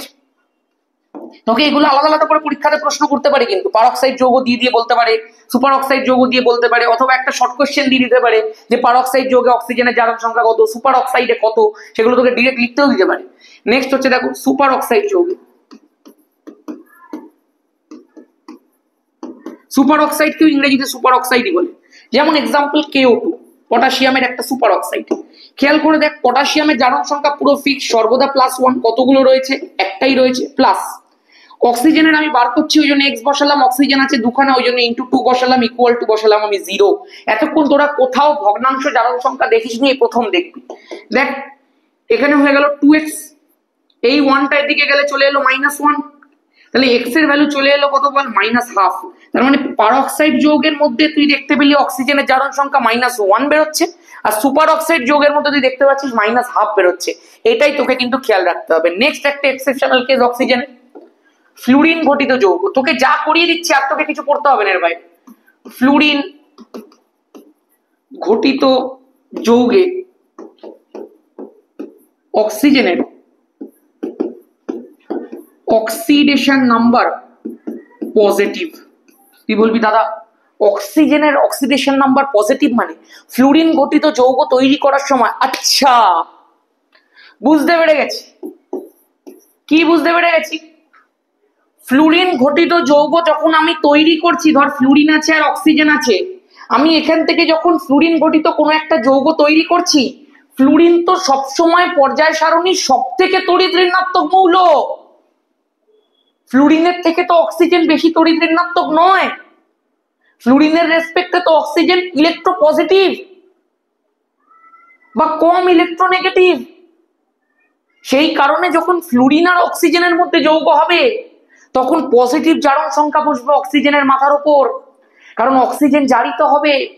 কারণ ফ্লুরিন সর্বদা বিজারিত হবে। ফ্লুরিন সব থেকে তড়িৎ ঋণাত্মক, ও সবার থেকে ইলেকট্রন টেনে নেয় ভাই।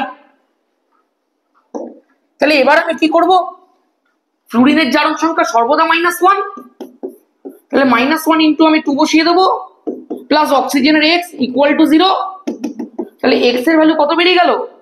এদিকে ছিল -2, এদিকে গেলে কি হয়ে যাবে? +2। অক্সিজেনের জারণ সংখ্যা পজিটিভ বেরিয়ে গেল ফ্লুরিন ঘটিত যৌগে।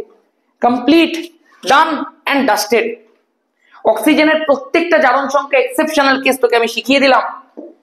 এইবার হাইড্রোজেনের এক্সেপশনাল কেস, এগুলোই জাস্ট তোকে পড়তে হবে। হাইড্রোজেনের অক্সিডেশন নাম্বার ইউজুয়ালি কত? +1। এক্সেপশনাল কেস নাম্বার 1, ধাতব হাইড্রাইড যৌগে, এই ধাতব হাইড্রাইড, হাইড্রাইড কি ইংরেজিতেও কিন্তু হাইড্রাইডই লেখে। এখন তুই বলবি দাদা হাইড্রাইড মানেটা কি? দেখ খেয়াল করে, ধর আমি তোকে বললাম LiH NaH, এই যে কম্পাউন্ডস গুলোকে তুই দেখতে পাচ্ছিস, বা ধর আমি তোকে বললাম CaH2, এই যে কম্পাউন্ড গুলো তুই দেখতে পাচ্ছিস, এগুলোকে তুই যদি একটু ভেঙে লিখিস, তুই দেখবি এখানে Na+ থাকে আর H- থাকে। যেখানে হাইড্রোজেনটা অ্যানায়ন রূপে আচরণ করে সেগুলোকে হাইড্রাইড যৌগ বলা হয়ে থাকে। এই যে হাইড্রোজেনটার মাথায় নেগেটিভ, তার মানে হাইড্রোজেনটা ইলেকট্রন গ্রহণ করেছে, তার মানে ওর জারণ সংখ্যা কিন্তু পজিটিভ হবে না, নেগেটিভ হবে। তুই দেখেই বুঝতে পারছিস কত হবে, -1 হবে, কারণ আয়নীয় যৌগের চার্জই তার জারণ সংখ্যা। গল্প শেষ। কি করে বার করে? ধর আমি তোকে বললাম সোডিয়াম হাইড্রাইড, আরেকটা এক্সাম্পল দেখি তুই, ক্যালসিয়াম হাইড্রাইড। ক্যালসিয়াম হাইড্রাইডকে কি নামে ডাকা হয় কেউ নিচে কমেন্ট করো। সোডিয়ামের কত +1, হাইড্রোজেনের x ধরলাম = 0, তাহলে x এর ভ্যালু কত চলে এলো বল, -1। এখানেও তাই হবে, ক্যালসিয়ামের +2 প্লাস হাইড্রোজেনের x, তাহলে দুটো x হয়ে গেল, 2x = 0 কারণ x × 2 হবে, তাহলে 2x = -2, তাহলে x এর ভ্যালু চলে এলো -1। শেষ। তার মানে হাইড্রোজেনেরই একটাই মাত্র এক্সেপশন আছে, ধাতব হাইড্রাইড, আর কোনো এক্সেপশন তুই হাইড্রোজেনে পাবি না। বাকি সমস্ত এক্সেপশন কিন্তু অক্সিজেনের ক্ষেত্রেই ছিল। আমি আশা করব তোর প্রত্যেকটা জিনিস শেষ হয়ে গেছে, রেকর্ড হচ্ছে, পারফেক্ট রেকর্ড হচ্ছে ভাই। এইবার আমি যেটা করব সেটা হচ্ছে জারণ সংখ্যা নির্ণয়ের কয়েকটা বিশেষ বিশেষ টেকনিক তোকে শেখাবো। মানে এতক্ষণ তুই যেগুলো যেগুলো শিখেছিস সেগুলো সব কনভেনশনাল নিয়ম, এইবার এরকম কয়েকটা খেলা তোকে দিতে পারে। যেমন ধর তোকে আমি বললাম NH4NO3, এই যে NH4NO3 অ্যামোনিয়াম নাইট্রেট যে ওভারঅল যৌগটা রয়েছে, তোকে বলবে দুটো নাইট্রোজেনেরই জারণ সংখ্যা বার করে দেখাও। তখন তুই গাধার মতো পুরো জিনিসটাকে একসাথে জুড়ে লিখে করতে যাবি, কিন্তু ভাই তুই একটু বুদ্ধি খাটিয়ে দেখ, এইটাকে তো তুই এরকম ভাবে ভাঙতে পারিস, এটা NH4+ আর এটা NO3-, তুই এই দুটো কেসে দুটো নাইট্রোজেন ইন্ডিভিজুয়ালি জারণ সংখ্যা বার কর না, কি ক্ষতি আছে? তুই কেন একবারে দুটো বার করতে যাচ্ছিস? একবারে বার করলে তো ভুলই হবে। তাহলে চল NH4+ এরটা আগে বার করি, নাইট্রোজেনেরটা আমি x ধরি, x একটাই আছে ওই জন্য x লিখলাম, প্লাস হাইড্রোজেনের কত বল, +1, কতগুলো হাইড্রোজেন, 4টে হাইড্রোজেন, এই যে পুরোটা আমি লিখলাম, এর ওভারঅল জারণ সংখ্যাটা কত, মাথার উপরে যত চার্জ আছে কত, +1। এতক্ষণ আমি অণু নিয়ে কাজ করছিলাম বলে ওভারঅল জারণ সংখ্যা 0 বসাচ্ছিলাম, এবার আমি একটা মূলক নিয়ে কাজ করছি, ওই জন্য মূলকের মাথার উপরে চার্জটাই তার ওভারঅল জারণ সংখ্যা, ওই জন্য বসিয়ে দিলাম আমি +1, গল্প শেষ। তাহলে তুই বল এই প্রথম নাইট্রোজেনটার জারণ সংখ্যা কত? এখানে হয়ে গেল +4, এদিকে গেলে -4, -4 +1 মানে -3। দ্বিতীয় নাইট্রোজেনের জারণ সংখ্যা আমি y ধরি, ইন্টু y+, একটাই আছে বলে *1 দেখাচ্ছি না। অক্সিজেনের -2, কতগুলো অক্সিজেন, 3টে, হয়ে গেল। এই ওভারঅলটার জারণ সংখ্যা কত, -1, দেখতে পাচ্ছ মাথার উপরে লেখা আছে। এবার বলো y এর ভ্যালু কত, -6, এদিকে গেলে +6, +6 -1 কত, +5, শেষ। তাহলে দুটো নাইট্রোজেনের যদি তোকে বার করতে দেয়, পরীক্ষাতে এটা বহুবার এসছে, প্রথম নাইট্রোজেনটার -3, দ্বিতীয় নাইট্রোজেনটার +5, গল্প শেষ। পারবে এবার? এগুলো হচ্ছে আই ওপেনার, এগুলোই তোমাকে পরীক্ষাতে দেবে, এবং আমি তোমাকে গ্যারেন্টি দিয়েছি একটা, যে তোমার এর বাইরে আর কিচ্ছু লাগবে না।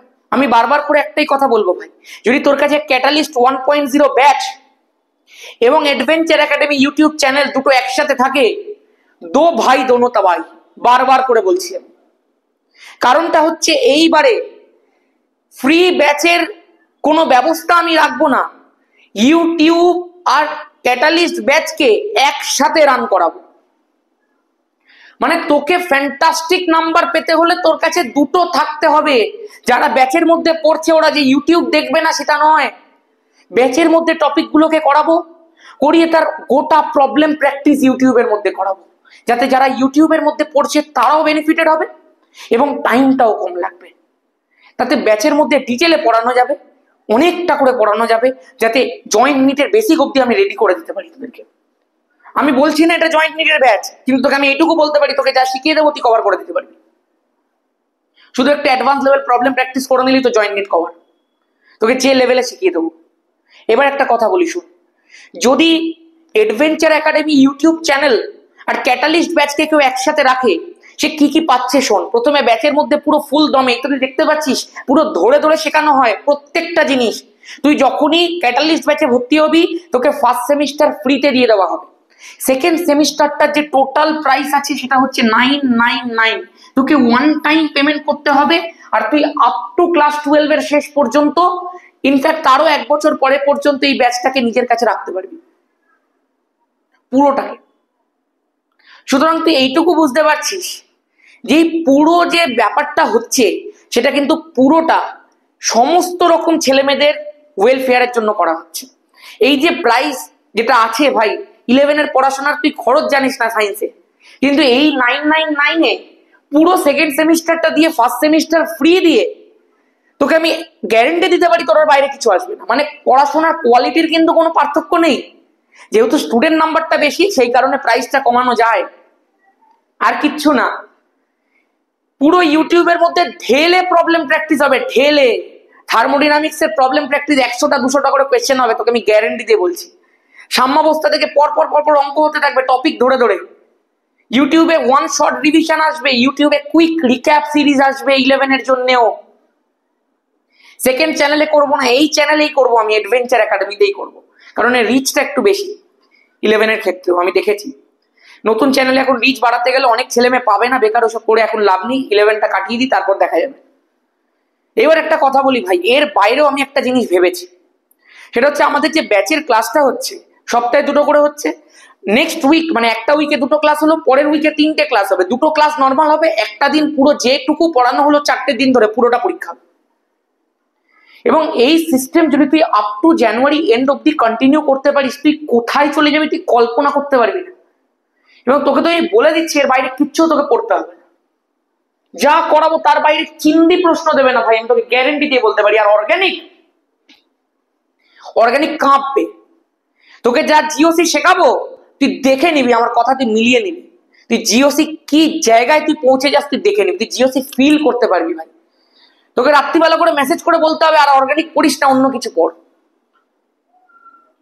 এরকম জায়গায় নিয়ে চলে যাবো তোকে, দেখতে থাক। আর জিওসি পুরো ইউটিউবে ফ্রি দেবো। চল এটা দেখে নি, এই যে সিএ ওসিএল সিএল আছে এটাকে ব্লিচিং পাউডার বলা হয় ভাই। যখন 12-এ উঠবে এটার ব্যাপারে পড়বি অনেক। এই পুরোটার মধ্যে 2টো ক্লোরিন আছে, সেই 2টো ক্লোরিনের তোকে জারণ সংখ্যা বার করতে দিয়েছে। আমি একটা কথা বলছি শোন, সিএ ওসিএল সিএল আছে, তুই এটাকে একটুখানি ভেঙে কল্পনা কর, তুই একসাথে জুড়ে কল্পনাটা করিস না। এটা রয়েছে Ca2+ এবং তার সাথে 2খানা অ্যানায়ন, একখানা আমি অ্যানায়ন বলবো না, এটাকে মূলক বলবো OCl-, আর আরেকখানা রয়েছে একটা অ্যানায়ন Cl-। মানে এই হচ্ছে টোটাল কম্পোজিশনটা।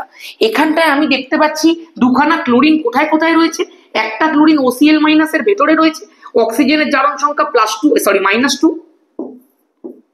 প্লাস ক্লোরিনেরটা আমি বার করছি, ক্লোরিনেরটা আমি X ধরে নিই। এই ওভারঅলটার জারণ সংখ্যা কত, মাথার উপরে রয়েছে -1, তো বসিয়ে দিলাম -1। তাহলে X এর ভ্যালুটা কত বেরিয়ে গেল, এদিকে +2 চলে গেল, +2 আর -1 হয়ে গেল +1। তার মানে একটা ক্লোরিনের জারণ সংখ্যা বেরিয়ে গেল +1, আর একটা ক্লোরিনের জারণ সংখ্যা তো চোখের সামনে তুই দেখতে পাচ্ছিস -1। শেষ ভাই, অক্সিজেন -2, ক্লোরিন X, ওভারঅলটা -1, ওই জন্যই হয়ে গেল +1। তাহলে একটা ক্লোরিনের জারণ সংখ্যা +1 বেরোলো, অপরটার -1 বেরিয়ে গেল, এটাই প্রশ্ন ছিল, শেষ হয়ে গেল। নেক্সট বলেছে যৌগ মধ্যস্থ মৌলের জারণ সংখ্যা 0 হতে পারে, অবশ্যই হতে পারে, একটা তো তোকে দেখিয়েছি, আরো কয়েকটা দেখিয়ে দেবো, চল দেখি। ধর আমি তোকে বললাম C6H12O6 গ্লুকোজ অণু, গ্লুকোজ অণুর মধ্যে ধর তোকে আমি কার্বনের জারণ সংখ্যা বার করতে দিয়েছি, তাহলে কার্বনের হচ্ছে X ধরে নি, কতগুলো রয়েছে 6খানা রয়েছে, প্লাস হাইড্রোজেনের +1 হয়, কতগুলো রয়েছে 12টা রয়েছে, প্লাস অক্সিজেনের -2 হয়, যে কটা এক্সেপশনাল কেস অক্সিজেনের সব শিখিয়ে দিয়েছি, এগুলোতে নর্মাল সমস্ত কেসে অক্সিজেন -2 ইন্টু কত বল 6, ওভারঅলটা 0। তাহলে হয়ে গেল না 6x + 12 -12 = 0, পুরো কেটে কুটে x এর ভ্যালু আলটিমেটলি কত চলে এলো, 0 চলে এলো। তুই আমাকে একটা করে দেখা, ফর্মালডিহাইড মলিকিউল HCHO, এই মলিকিউলটার মধ্যে তুই কার্বনের জারণ সংখ্যাটা বার করে দেখা আমাকে। ঠিক আছে চলো নেক্সট। এইবার আমি তোকে যেটা শেখাবো সেটা হচ্ছে এই জারণ সংখ্যাটা নির্ণয় করার তুই যে নর্মাল ক্যাজুয়াল অ্যাপ্রোচ গুলোকে শিখলি, তুই ক্যাজুয়াল অ্যাপ্রোচের মধ্যে কিছু এক্সট্রা অর্ডিনারি অ্যাপ্রোচ শিখলি যেগুলোকে তোকে একটু ভেবে করতে হলো। প্রত্যেকটা জিনিস যেগুলো পরীক্ষাতে আসে তোকে করিয়ে দিলাম। এইবার জারণ সংখ্যা নির্ণয়ের কয়েকটা ব্যতিক্রম তোকে শেখাবো। এইটুকু কথা দিতে পারি, যা শেখাবো তার বাইরে কিচ্ছু তোকে দেবে না, তোকে এগুলোকেই প্র্যাকটিস করে যেতে হবে। প্রথম যে ব্যতিক্রমটা তোকে দেখাবো, যে অণুটা তোকে দেখাবো, সেটা হচ্ছে CrO5। এই যে ক্রোমিয়াম পেন্টঅক্সাইড আছে, সেটা একটা বাটারফ্লাই টাইপের স্ট্রাকচার হয়। প্রথমে বলি ভুলটা কোথায় হয়। প্রথমেই তুই এটাকে দেখে কি করবি, ক্রোমিয়ামের জারণ সংখ্যাটা বার করতে যাবি, তুই লিখবি ক্রোমিয়ামের X প্লাস তুই অক্সিজেনের লিখবি -2। কতগুলো অক্সিজেন আছে তুই লিখবি 5খানা অক্সিজেন আছে, ইকুয়াল টু তুই 0 দিবি। তারপরে তুই লিখবি X - 10 ইকুয়াল টু 0, তাহলে X এর ভ্যালু হয়ে যাবে দাদা +10। তুই এটাই লিখবি। ক্রোমিয়ামের জারণ সংখ্যা +10, কিন্তু অ্যাকচুয়ালি জানিস তো ক্রোমিয়ামের জারণ সংখ্যা এখানে +10 নয়। এবার তাহলে এটা বুঝবো কি করে, দেখ এই স্ট্রাকচারটা এরকম ভাবে তোকে আঁকতে হবে। এই হচ্ছে অক্সিজেন, এখানটা একটা ডাবল বন্ডের অক্সিজেন, এইটা একটা অক্সিজেন, এইটা একটা অক্সিজেন, এইটা একটা অক্সিজেন, বল হয়ে গেল 5খানা অক্সিজেন। এই অক্সিজেন অক্সিজেনের মধ্যে একটা বন্ড, এই অক্সিজেন অক্সিজেনের মধ্যে একটা বন্ড, এইটা হয়ে গেল বাটারফ্লাই স্ট্রাকচার। দেখ কিছুটা প্রজাপতির মতো দেখতে স্ট্রাকচারটাকে। এই হচ্ছে দুখানা ডানা প্রজাপতির। কেমিস্ট্রিতে সব আছে ভাই, আর কেমিস্ট্রিতে তোরা টাইট্রেশন করেছিস, জানিসই কত রং বেরঙের সাবজেক্ট এটা। এবার খেয়াল করে দেখ, তুই নর্মাল তোকে যে প্রসেসে আমি শিখিয়েছি জারণ সংখ্যা বার করতে, তুই একবার করে দেখ তো। দেখ এখানে ক্রোমিয়াম আর অক্সিজেনের মধ্যে একটা বন্ড, এই একটা বন্ডের মধ্যে তুই বুঝতেই পারছিস অক্সিজেন বেশি ইলেকট্রোনেগেটিভ, তাহলে অক্সিজেনের মাথার উপরে বসে গেল না -1, আর ক্রোমিয়ামের মাথার উপরে বসে গেল +1, কারণ একটা বন্ডের জন্য যেটা হয়। বল এই যে বন্ডটার জন্য ক্রোমিয়াম আর অক্সিজেনের মধ্যে বন্ড আছে, তাহলে অক্সিজেন বেশি ইলেকট্রোনেগেটিভ বলে তার মাথায় -1, ক্রোমিয়ামের মাথায় আবারও +1, গল্প শেষ। এই ক্রোমিয়াম অক্সিজেন বন্ডটার জন্য কি হবে, অক্সিজেনের মাথার উপরে -1, ক্রোমিয়ামের মাথার উপরে +1, আবারও গল্প শেষ। বল এইটার জন্য কি হবে, অক্সিজেনের মাথায় -1, ক্রোমিয়ামের মাথায় +1, আবারও গল্প শেষ। এই ক্রোমিয়াম অক্সিজেনের মধ্যখানে দুটো বন্ড আছে, দুটো বন্ডের মধ্যে অক্সিজেন বেশি ইলেকট্রোনেগেটিভ বলে তার মাথায় -2, কারণ দুটো বন্ড আছে। একটা বন্ড থাকলে -1 বসাতাম, দুটো বন্ড বলে -2 বসাচ্ছি, আর ক্রোমিয়ামের মাথায় +2। বল ওভারঅল ক্রোমিয়ামটা জারণ সংখ্যা কত বেরিয়ে গেল, টোটাল যদি আমি তোকে করে দেখতে বলি +2 +1 মানে +3 +4 +5 +6, টোটাল হয়ে গেল কত, ক্রোমিয়ামের জারণ সংখ্যা +6। কিন্তু তুই কত বার করছিলি, +10। কেন ভুল করছিলি, তুই প্রত্যেকটা অক্সিজেনকে -2 ধরছিলি, কিন্তু প্রত্যেকটা অক্সিজেন তো ডাবল বন্ডের মাধ্যমে কানেক্টেড নেই, শুধুমাত্র একটাই অক্সিজেন ডাবল বন্ডে কানেক্টেড, বাকি সমস্ত অক্সিজেন তো সিঙ্গেল বন্ডেড। সেই জন্যই এক্সেপশনটা তৈরি হয়, না হলে হতো না। শেষ, বুঝতে পারছিস কিভাবে হয়? চলো ডান। এরকমই আরো কতগুলো এক্সেপশনাল কেস আছে, সেগুলো সব নেক্সট দিন আমি শেখাবো। এই আরেকটা আছে H2SO5, এগুলোকে তোকে দেখলেই চিনে যাবি, দেখলেই চিনে যাবি। এই একটা এক্সেপশনাল কেস যা আজকে করি রাখলাম, আজকে ফার্স্ট ক্লাস, বেশি টানবো না। ইউজুয়ালি কিন্তু আমাদের ক্লাস 2 ঘন্টার উপরেও চলে যেতে পারে, কারণ যে জিনিস করাতে হবে তোদেরকে সেগুলো কিন্তু বিশাল মাত্রায়, এবং তোকে ফুল ডিটেলে শেখাবো। 2 ঘন্টা তুই ক্লাস ধরেই রাখ, ধর আমাদের রাত্রি 9:30 থেকে ক্লাস শুরু হবে, ওই ধরে না 9:45 থেকে মোটামুটি 12টা অব্দি ক্লাস চলবে, যেটা আমাদের ফার্স্ট সেমেও চলতো। আমাদের ফার্স্ট সেমে এমনি ক্লাস হতো, ঠিক আছে? চলো নেক্সট। আচ্ছা এইটা আরেকটা এক্সেপশনাল কেস, এটা একটু সোজা ব্যাপার, এটা তুই দেখলেই বুঝতে পারবি। এই যে Fe3O4 আছে না, ফেরোসোফেরিক অক্সাইড, সেটাকে অনেকে কি করে, ভুলটা কি করে আমি তোকে বলে দিচ্ছি। ভুলটা যেটা করে সেটা হচ্ছে ডিরেক্টলি আয়রনের জারণ সংখ্যা বার করতে যায়, যেটা খুব স্বাভাবিক ব্যাপার। আয়রনের X ধরে, 3টে আয়রন ইন্টু 3 ধরে, প্লাস অক্সিজেনের -2 ধরে, 4টে অক্সিজেন ইন্টু 4 ধরে, ইকুয়াল টু 0 ধরে, তাহলে 3x - 8 ইকুয়াল টু 0 ধরে, তাহলে x এর ভ্যালুটা লিখে দেয় +8/3, তাহলে আয়রনের জারণ সংখ্যা লিখে দেয় দাদা +8/3 হবে। উত্তর হচ্ছে ভুল। কেন? তার কারণ এখানে যে Fe3O4 যেটা রয়েছে না, সেইটা অ্যাকচুয়ালি দুটো যৌগের সমন্বয়। তোরা পড়েছিস হয়তো, এটা ফেরাস অক্সাইড আর ফেরিক অক্সাইডের একটা মিশ্র যৌগ, এটাকে মিশ্র অক্সাইড নামেও ডাকা হয়। এটার মধ্যে দুটো অক্সাইড আছে, FeO আর Fe2O3। এই দুটোর মধ্যে তোকে আয়রনের জারণ সংখ্যা ইন্ডিভিজুয়ালি লিখতে হবে। এখানটায় যদি তুই লিখিস আয়রনের X, অক্সিজেনের -2 ইকুয়াল টু 0, সুতরাং X এর ভ্যালুটা হয়ে গেল +2, গল্প শেষ। এখান থেকে যদি তুই লিখিস আয়রনের হচ্ছে 2x, আমি লিখে দিলাম, দুটো X আছে মানে X × 2, অক্সিজেনের -2 × 3 মানে -6 ইকুয়াল টু 0। তাহলে 2x এর ভ্যালুটা হচ্ছে 6, তাহলে x এর ভ্যালুটা হয়ে যাচ্ছে +3। সেটা তুই এর চার্জ দেখেও বলে দিতে পারতিস। তো এই যে বিষয়টা রয়েছে এখানে, তাহলে অক্সিজেনের জারণ সংখ্যা মানে আয়রনের জারণ সংখ্যা একবার +2 আছে, একবার +3 আছে, এইটা কিন্তু নয়। ঠিক আছে, চলো এইবার আজকের এই ক্লাসটা মোটামুটি শেষ হওয়ার পথে। আমি শুধু তোদেরকে প্রত্যেকটা জিনিস যেহেতু একটু একটু করে কভার করে দিতে চাইছি, তাই আমি তোকে দেখিয়ে দিচ্ছি যে এর বাইরেও তোকে এই চ্যাপ্টার থেকে আর কি শেখানো হবে। শেখানো যেটা হবে সেটা হচ্ছে জারণ সংখ্যা পদ্ধতিতে সমতা বিধান। সমতা বিধান মানে ঠিক যেমন করে তুই করতিস নাইট্রোজেনের সঙ্গে হাইড্রোজেনের বিক্রিয়া, সেখান থেকে তৈরি হয়ে গেল NH3, এই পুরোটার মধ্যে আমি সমতা বিধান এখানে 2 বসাবো, এখানে 3 বসাবো, এই যে সমতা বিধানটা তোকে করানো হতো সেটাই তোকে এখন করতে হবে জারণ সংখ্যা পদ্ধতির মাধ্যমে। দুটো প্রকারের সমতা বিধান তোদের পরীক্ষাতে আসবে, একটা জারণ সংখ্যার, একটা আয়ন ইলেকট্রনের। জারণ সংখ্যাটা তোকে একটুখানি যদি তোকে হিন্ট দিই, একটুখানি জাস্ট তোকে দেখিয়ে দিচ্ছি যে কিভাবে করতে হয়। বলেছে উত্তপ্ত কিউপ্রিক অক্সাইডের ওপর থেকে অ্যামোনিয়া গ্যাস চালনা করলে কপার উৎপন্ন হয়, নাইট্রোজেন উৎপন্ন হয়, জল উৎপন্ন হয়। এই হচ্ছে ওভারঅল রিয়াকশন। তোকে এই পুরো রিয়াকশনটাকে ব্যালেন্স করতে বলেছে, সমতা বিধান করতে বলেছে জারণ সংখ্যা পদ্ধতির মাধ্যমে। তো কি করে করতে হয় একটুখানি আগে দেখে নাও। আমি এখানটায় লিখি CuO প্লাস NH3, সেখান থেকে কি কি উৎপন্ন হয়েছে, কপার উৎপন্ন হয়েছে, নাইট্রোজেন উৎপন্ন হয়েছে, আর জল উৎপন্ন হয়েছে। তুই প্রথমেই যেটা দেখবি হাইড্রোজেন আর অক্সিজেন বাদ দিয়ে দুটো এলিমেন্ট খুঁজে বার কর।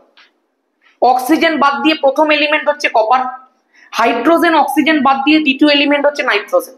এই দুজনকে নিয়ে তোকে খেলতে হবে। কিভাবে খেলতে হবে, তুই এখানে কপার আর নাইট্রোজেনের জারণ সংখ্যাগুলোকে বার কর।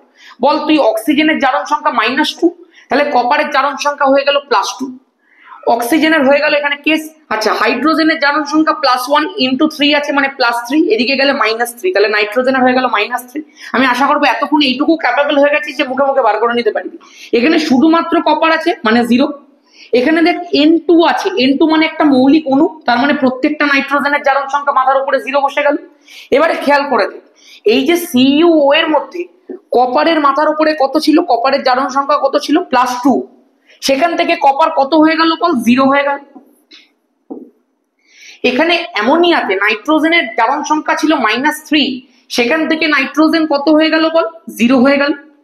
N2 এর মধ্যে পুরোটার মাথার উপরে আমি 0 বসিয়েছি মানে প্রত্যেকটা নাইট্রোজেনের জারণ সংখ্যা 0 হয়েছে। এবার আমাকে একটা কথা বল, আমি যদি তোকে বলি জারণ সংখ্যা ছিল +2 হলো 0, কি হলো, হ্রাস ঘটলো, তাহলে বলবো জারণ সংখ্যা হ্রাস ইকুয়াল টু 2 ইউনিট। তোকে যদি বলি -3 ছিল 0 হয়েছে, তাহলে এখানে কি ঘটেছে, জারণ সংখ্যা বৃদ্ধি 3 ইউনিট।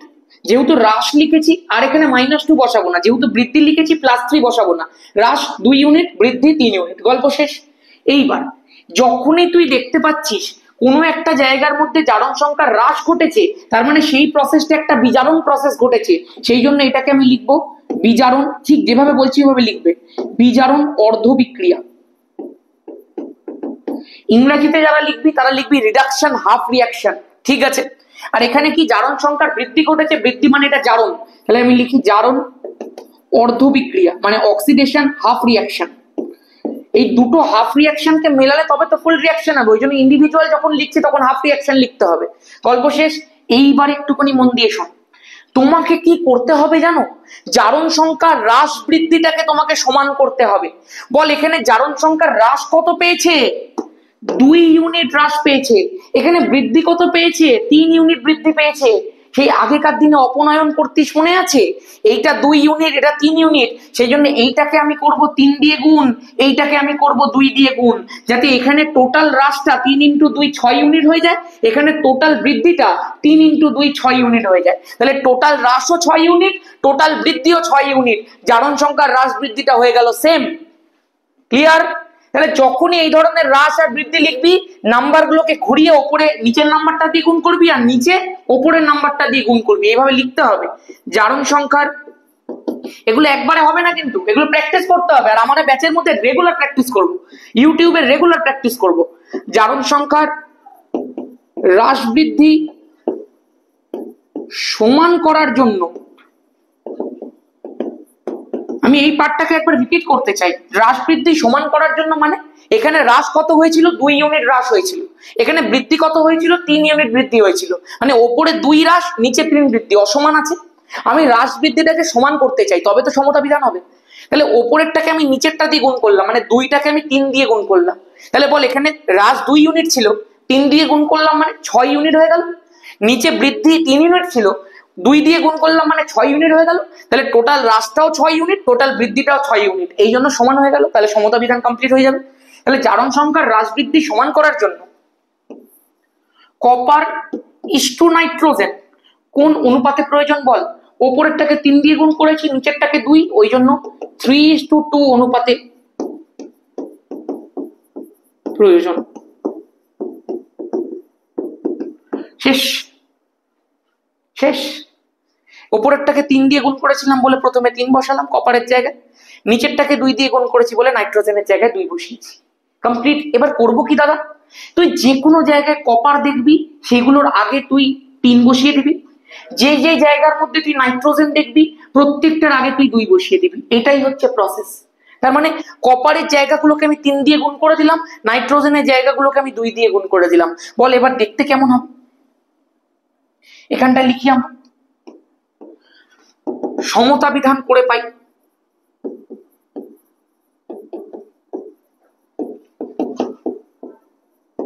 বল কপার গুলোকে কত দিয়ে গুণ করব? 3 দিয়ে গুণ করব সমান করার জন্য। তাহলে প্রত্যেকটা কপার তুই যেখানে যেখানে দেখছিস সামনে করে 3 বসিয়ে দে। তাহলে বল CuO আছে, বসিয়ে দিলাম 3 CuO, দেখ নিজে নিজেই ব্যালেন্স হয়ে যাবে। আচ্ছা, যেখানে যেখানে তুই নাইট্রোজেন দেখতে পাচ্ছিস প্রত্যেকটার আগে কত বসাবো? 2। তাহলে NH3 এর আগে কত বসিয়ে দেবো? 2NH3। গল্প শেষ।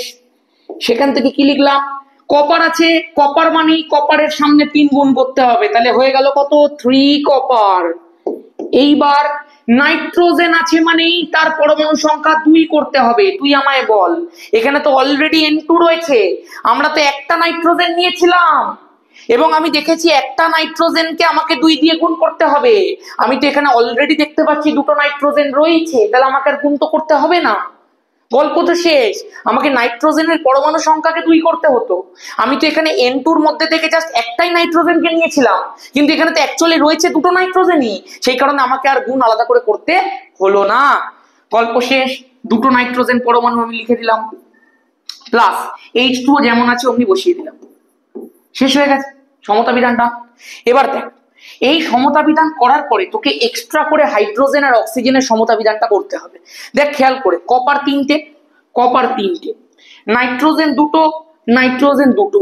বল হাইড্রোজেন কতগুলো? হাইড্রোজেন হচ্ছে 3 2 6 খানা। হাইড্রোজেন এখানে কতগুলো আছে? 2 খানা, তাহলে আমাকে সামনে একটা 3 বসিয়ে দিতে হবে। অক্সিজেন কটা? এখানে 3টে। অক্সিজেন এখানে দেখ একটা, তাহলে আমি বুঝতেই পারছি এবার আমি কি লিখতে চলেছি। লিখবো এরকম করে লিখবি, দর্শক পরমাণুর জন্য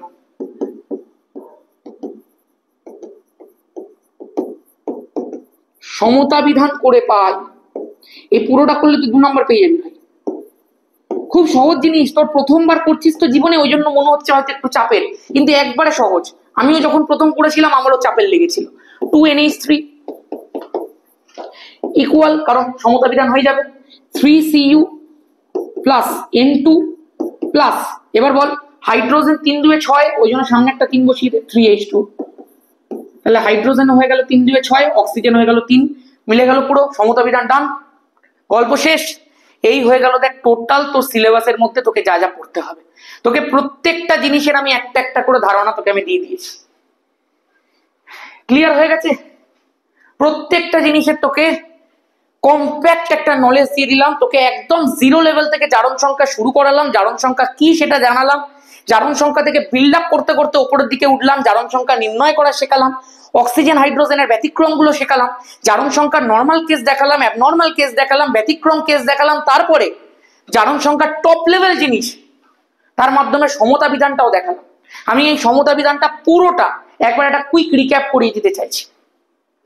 এই ছিল প্রথমে ইকুয়েশন, আমি হাইড্রোজেন অক্সিজেনকে বাদ দিয়ে বাকি প্রত্যেকটা এলিমেন্টের জারণ সংখ্যা বার করে নিয়েছিলাম। কপারের এখানে +2 বেরিয়েছিল, নাইট্রোজেনের -3, এখানে কপারের 0, এখানে নাইট্রোজেনের 0। নাইট্রোজেন এখানে N2 ছিল, কিন্তু আমরা একটাই নাইট্রোজেন পরমাণুকে নিয়েছিলাম। এখানে কি বলেছিলাম, কপার এখানে +2 রয়েছে, এখান থেকে কপার কত হয়ে গেল, 0 হয়ে গেল। আর নাইট্রোজেন এখানে -3 রয়েছে, সেখান থেকে N2-র মধ্যে থেকে আমরা একটা নাইট্রোজেন নিলাম, তাহলে সেটা কত হয়ে গেছে, 0 হয়ে গেছে। এবার কপার যেহেতু +2 থেকে 0 হয়েছে, সেই কারণে বিজারণ ঘটেছে, ওই জন্য লিখলাম বিজারণ অর্ধবিক্রিয়া। জারণ সংখ্যার হ্রাস হচ্ছে 2 ইউনিট। এখানে দেখ -3 ছিল, জারণ সংখ্যা বৃদ্ধি ঘটে 0 হয়েছে, ওই জন্য লিখলাম জারণ সংখ্যার বৃদ্ধি 3 ইউনিট। বৃদ্ধি ঘটেছে মানে এটা একটা জারণ প্রক্রিয়া। এবার জারণ সংখ্যার হ্রাস 2 ইউনিট, বৃদ্ধি 3 ইউনিট, কিন্তু আমাদেরকে করতে হবে দুটোকে সমান। সেই জন্য জারণ সংখ্যার হ্রাস বৃদ্ধি সমান করার জন্য কপারটাকে আমি 3 দিয়ে গুণ করব, নাইট্রোজেন্স গুলোকে আমি 2 দিয়ে গুণ করব। কারণ কপারের পরমাণু সংখ্যাকে আমাকে 3 করতে হবে, নাইট্রোজেনের পরমাণু সংখ্যাকে আমাকে 2 করতে হবে। সেই জন্যই কপার ইস্টু নাইট্রোজেন 3:2 অনুপাতে প্রয়োজন। কপার যেখানে যেখানে দেখবো তার পরমাণু সংখ্যার সামনে আমি 3 দিয়ে গুণ করলাম। দেখ কপার সিইউ ওর সামনে আমি 3 দিয়ে গুণ করলাম, কপার সিইউর সামনে আমি 3 দিয়ে গুণ করলাম, গল্প শেষ। নাইট্রোজেন আমি যেখানে যেখানে দেখবো নাইট্রোজেনের পরমাণু সংখ্যাকে আমাকে 2 করতে হবে। বল এখানে নাইট্রোজেন একটা রয়েছে, তাহলে সেই নাইট্রোজেনের পরমাণু সংখ্যাকে আমি 2 দিয়ে গুণ করে 2 করে দিলাম, গল্প শেষ। এবার এই যে নাইট্রোজেন 0, এর পরমাণু সংখ্যাকেও আমাকে 2 করতে হবে। আমি এখানে একটাই পরমাণু নিয়েছিলাম, এই জন্য আমাকে দেখাচ্ছে 2 দিয়ে গুণ করো, কিন্তু আমি এখানে কি দেখতে পাচ্ছি, আমার তো অলরেডি দুটো পরমাণু রয়েছে, আমি এর মধ্যে থেকে নিয়েছিলাম একটা, তাহলে আমাকে আর আলাদা করে কোনো গুণফোন করতে হলো না, এটা অলরেডি N2 আমি বসিয়ে দিলাম। প্লাস এবার আমি দেখতে পাচ্ছি যেমন ছিল অমনি লিখে দেওয়ার পরে আমাকে এবার করতে হবে হাইড্রোজেন আর অক্সিজেনের সমতা বিধান। আমি এখান থেকে জাস্ট দেখলাম যে অক্সিজেন 3টে আছে, হাইড্রোজেন 6টা রয়েছে, এখানে আমি জাস্ট যদি সামনে একটা 3 বসিয়ে দিই তাহলে এই 6টা আর 3টে মেকআপ হয়ে যাবে। ওই জন্য লিখলাম দর্শক পরমাণুর জন্য সমতা বিধান করে পাই বলে করে দিলাম, শেষ হয়ে গেল। নিয়ে আমি লাস্টে জাস্ট চেক করে দেখে নেবো কপার 3টে, কপার 3টে, নাইট্রোজেন 2টো, নাইট্রোজেন 2টো, হাইড্রোজেন 3 2 6টা, হাইড্রোজেন 3 2 6টা, অক্সিজেন 3টে, অক্সিজেন 3টে, ফুল সমতা বিধান ডান। পরীক্ষাতে তুমি ছাঁকা ছাঁকা 2 নাম্বার পেয়ে গেলে। আর একটা তোমার জারণ সংখ্যা তোমাকে বার করতে দেবে, 1 নাম্বার পেয়ে গেলে। 3-এর মধ্যে তুমি 3 জারণ সংখ্যা থেকে ডান ভাই। আজকের মতো এখানেই কমপ্লিট, সমস্ত অ্যাসপেক্ট তোকে শিখিয়ে দিয়েছি। আমি তোকে এইটুকু বলতে পারি, তুই মোটামুটি একটা 0 লেভেল চ্যাপ্টার থেকে অনেকটা আপ লেভেলে চলে গেছিস একটাই ক্লাসে। তুই ভাবতো এরকম ক্লাস যদি রেগুলার করতে থাকিস তুই কোন লেভেলে যাবি। এবার এখানে আমি ছাড়বো না, এটা তো তোকে সবে শেখালাম, এর উপরে লেভেল আপ হবে, এর উপরে রেগুলার প্র্যাকটিস হবে ইউটিউবে প্লাস ব্যাচে। সেই কারণে তুই যখন সেকেন্ড সেমিস্টারের শেষে গিয়ে পৌঁছাবি, তুই কি লেভেলে যাবি তুই চিন্তা করতে পারবি না। তুই কোন লেভেলে চলে যাবি তুই চিন্তা করতে পারবি না, তোকে আমি বলে রাখছি। থার্মোডাইনামিক্স শেখাবো ম্যাজিক্যাল চ্যাপ্টার, এটা তো পাতি একটা চ্যাপ্টার তোকে শেখাচ্ছি। থার্মোডাইনামিক্স কি মজার চ্যাপ্টার, তুই চিন্তা করতে পারবি না। সাম্য যখন শেখাবো দেখবি ঝড়ের মতো অঙ্ক হবে। আর অর্গানিক আমি এখন কিচ্ছু বলবো না, অর্গানিক আমি শুধু করাবো, দেখে নিবি। ঠিক আছে, আজকের মতো এখানেই। সবাই ভালো থাকিস, তাড়াতাড়ি করে ক্যাটালিস্ট ব্যাচটার মধ্যে চলে আয়। দুটোকে একসাথে আমরা ক্যারি আউট করবো। ক্যাটালিস্ট ব্যাচে প্রচুর পরিমাণ পড়ানো হবে, ইউটিউবে প্রচুর পরিমাণ রিভিশন হবে, প্র্যাকটিস হবে, একসাথে ক্যারি আউট করবো, বিশাল নাম্বার পাবো। আর 12-এর একদম বেস রেডি করে দেবো তোকে আমি।